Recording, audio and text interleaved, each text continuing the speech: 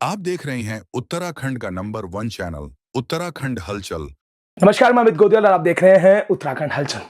फिर से एक बार आज हम बात करेंगे यूपीसीएल की। और यूपीसीएल की बात इसलिए भी जरूरी है करना क्योंकि लगातार एक चर्चा का विषय बना हुआ है यूपीसीएल। क्यों बना हुआ है वो भी आपको जरूर बताएंगे। आपको बता दें कि पिछले दिनों आपने देखा होगा और सुना भी होगा किस तरीके से जो यूपीसीएल के एमडी हैं उन्हें फिर से एक्सटेंशन सेवा विस्तार दे दिया गया है। अब इसके बाद सवाल खड़े होने लगे हैं। विभाग के अंदर गुपचुप तरीके से जो अधिकारी हैं वो भी सवाल कर रहे हैं और सवाल करने वाजिब भी है कि आखिर ऐसा प्रेम क्यों? क्या आखिर यूपीसीएल में और अधिकारी नहीं है? क्या और ऐसे अधिकारी नहीं है जो ये जिम्मेदारी ले सके? सवाल यहां पर यह भी है, एक तरफ जहां यूपीसीएल एमडी पर लगातार कई तरीके के आरोप लगे हैं, उसके बाद भी जो शासन प्रशासन है उन पर इतना मेहरबान क्यों है? एक तरफ जहां कांग्रेस लगातार आरोप लगा रही है, एक तरफ जो उपनेता प्रतिपक्ष है भुवन कापड़ी ने भी संगीन आरोप लगाए हैं, उसके बाद जो भाजपा है और भाजपा और कांग्रेस आमने सामने नजर आ रही है।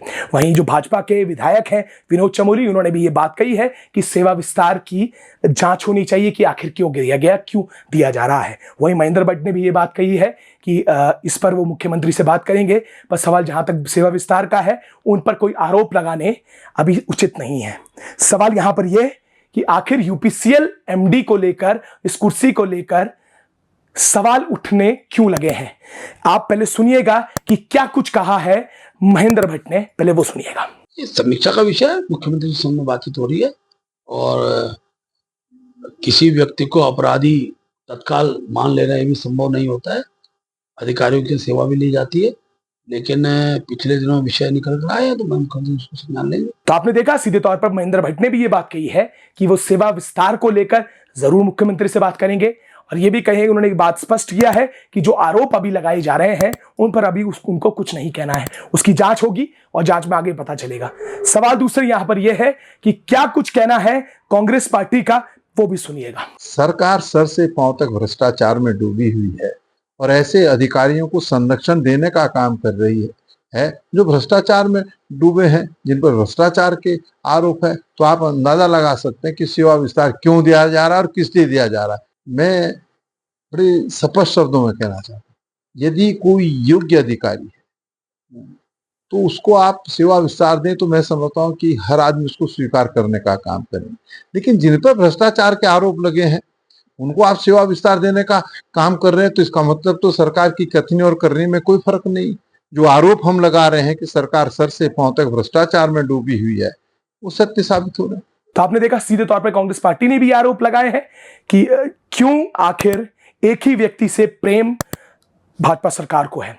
सवाल यहां पर यह है कि एक तरफ लगातार ये आरोपों की एक लिस्ट है, जहां पर एक तरफ कई बार इस पर प्रेस कॉन्फ्रेंस भी की है। उत्तराखंड बेरोजगार संघ के अध्यक्ष बॉबी पवार हैं, उन्होंने भी आरोप लगाए हैं यूपीसीएल एमडी पर।